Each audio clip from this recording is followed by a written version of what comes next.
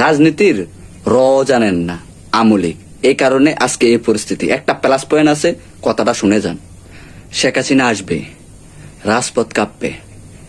এটা শুধু আপনাদের জন্য, কারণ আপনারা ঠিক মতন প্রচার চালাতে পারেন না। সবকিছু আমলিককে ব্যান করে দিয়েছে, মিছিল মিটিং এমনকি সবকিছু ব্যান করে দিয়েছে। এই দুর্দিনে আমলিকের পাশে যদি থাকতে পারেন, তাহলে আপনি বড় একটা পর্যায়ে দাঁড়াতে পারবেন। কারণ এত নেতা কর্মী ছিল, আজকে তারা কোথায়? নাই।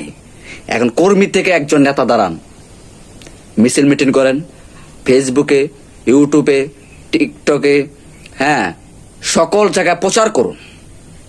আমলিক তো রাজনীতির রও জানে না।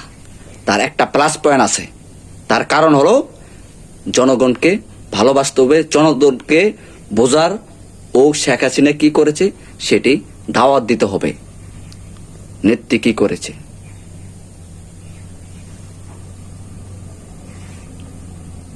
রাজনীতির র জানেন না, আমলিক।